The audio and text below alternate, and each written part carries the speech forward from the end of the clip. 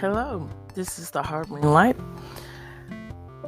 I give a conservative point of view and observations about the world around me. Thank you so much for my listeners. I really greatly appreciate that. And as I like to do in the beginning of the show, I'd like to let you know where you can find me in the different platforms those are. And please feel free to share the content if you like the content.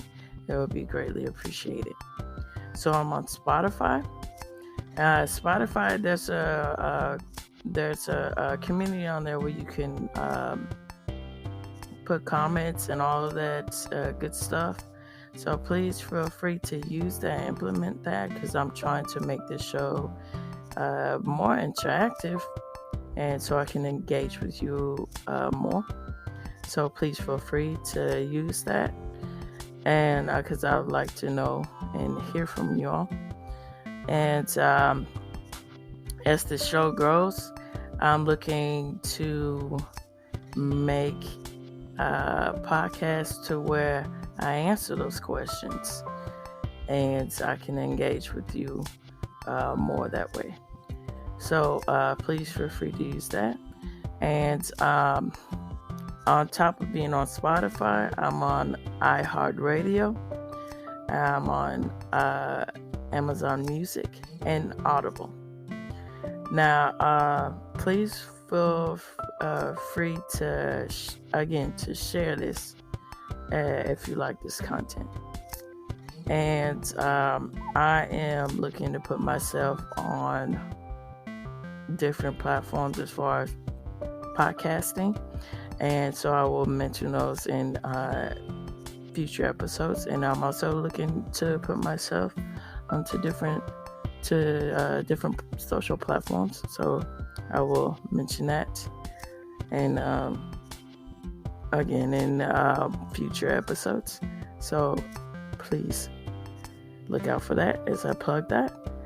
So let's get into it. Let's talk about the subject of this particular show. So I want to talk about the importance of critical thinking.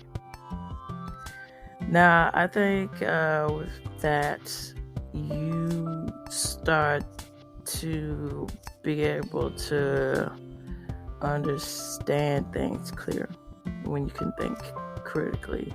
And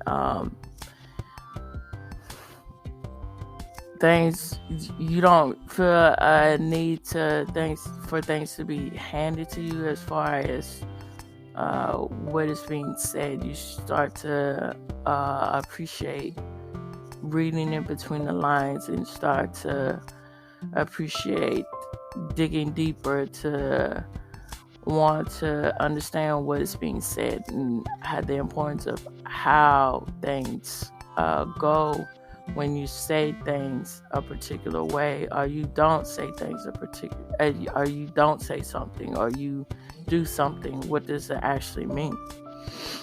And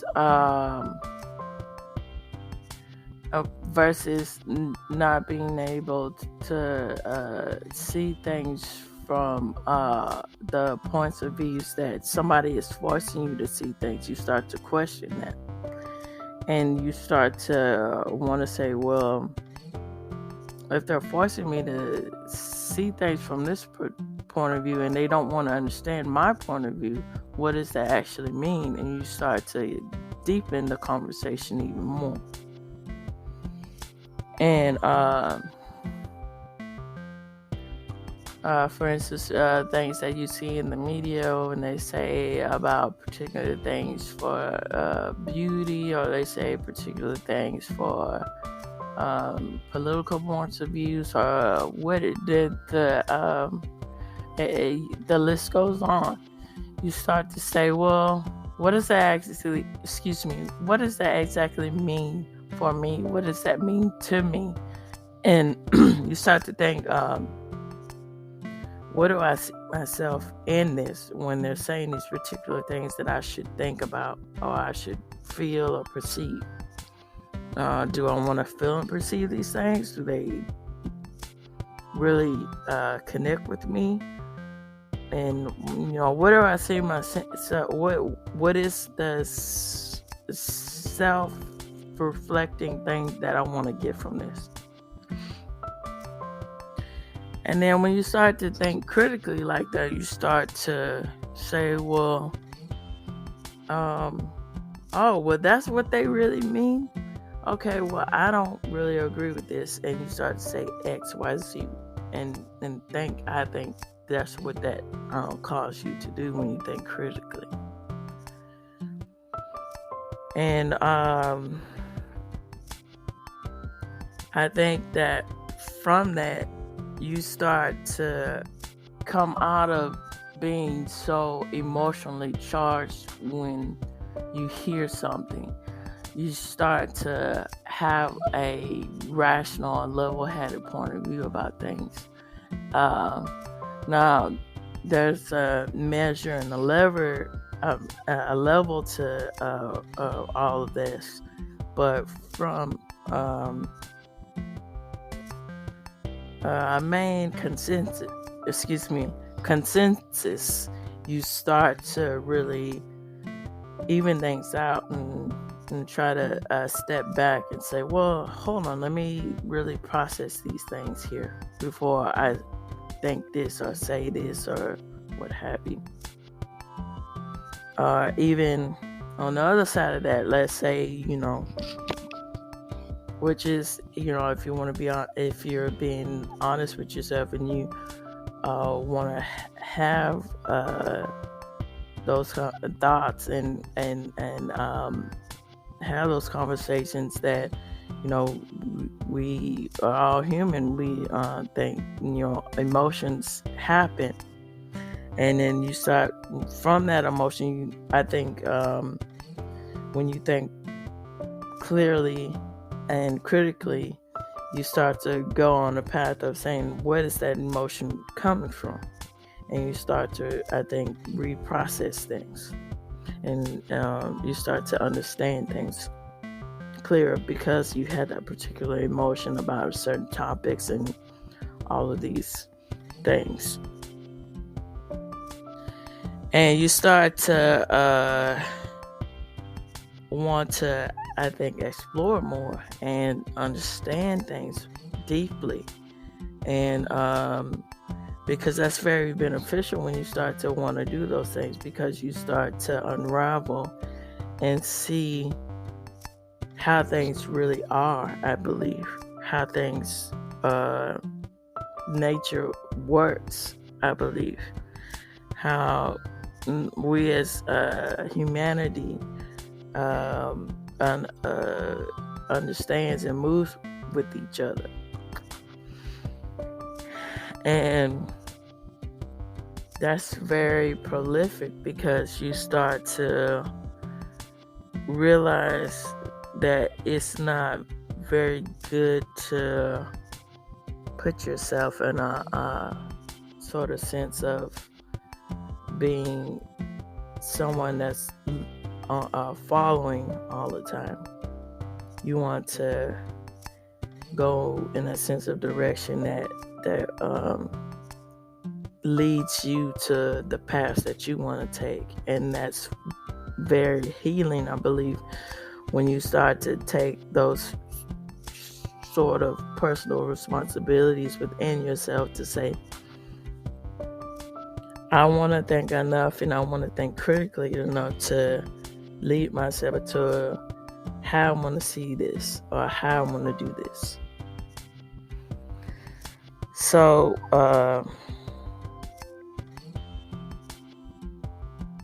when you reach those impasses, you start to see things in your own personal life of, okay, so I want to, for instance, I want to cook vegan, or I want to cook holistically. Like, what do those words mean for you? Like, what does that actually mean when somebody's saying vegan holistically? What is all that? And then when you start to unravel all that and understand all that, you start to say, well, okay, what are we getting into?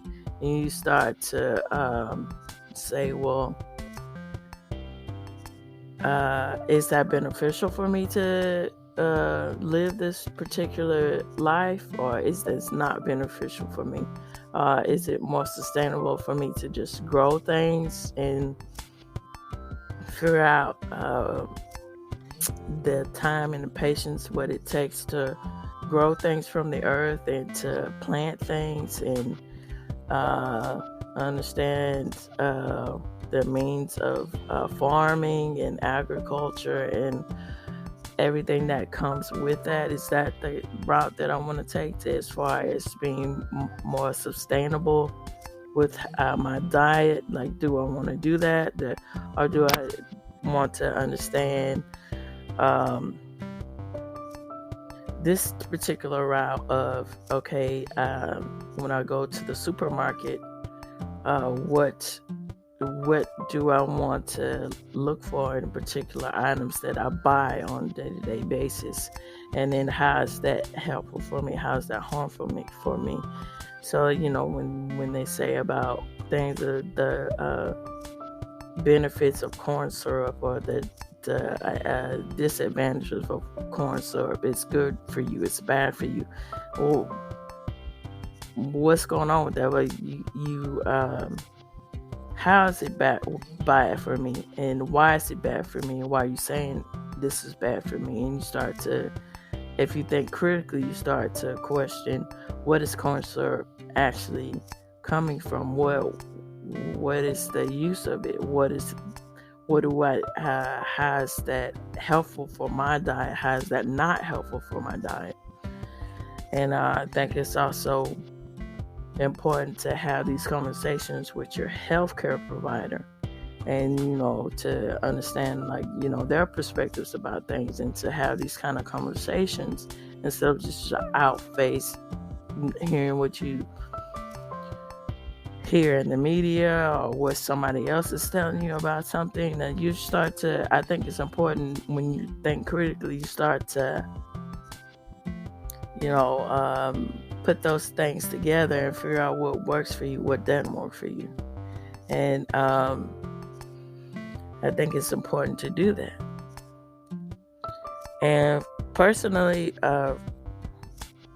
from my point of view of this, it's really important to think critically. So, for instance, as I mentioned before, when I was talking about my thyroid issue, in the midst of the beginning of my thyroid problem, which I helped naturally to make better, I started to do a lot of research and understand about the diet of being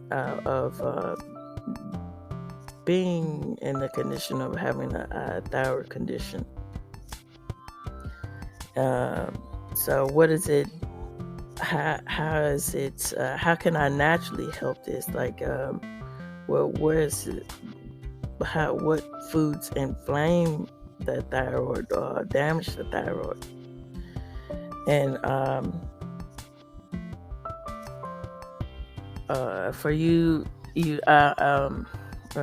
that don't understand that thyroid, it affects different conditions, but in this particular manner that I'm referring to, I'm talking about the metabolism and health, and as far as that is concerned with the thyroid. So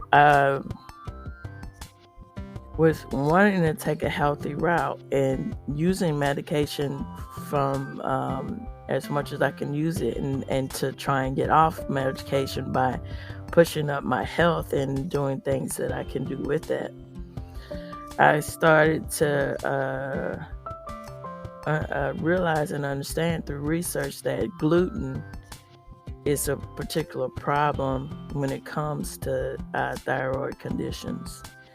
And excuse me, gluten-free works to the extent to help men with the ailment of thyroid conditions, but it's not an all-inclusive thing to where it can, particularly as the years went on, as I learned and understood about everything that comes with gluten-free and then the thyroid condition, it's not an all-inclusive thing to where it can make things progressively better, because gluten-free products, they do have synthetic things that are in it that are not particularly natural. So it's important to understand those sort of things, and then it's important to understand that to understand to buy natural foods and fruits and vegetables. That goes without saying, because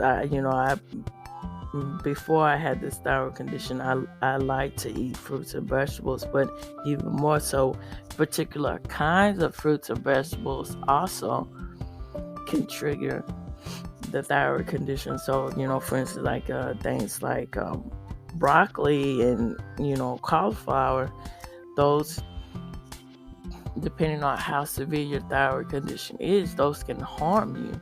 And then when you start to want to think critically about that, you start to figure out, okay, so what can I do to find the particular vegetables that I need to help me, instead of just thinking that if I just eat healthy in these particular healthy items, I will feel better, I will help myself.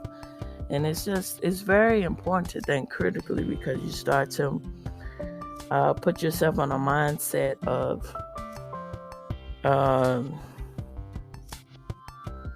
what is the rational thing to do in these particular circumstances that are given to us as humans, as people, and everything else.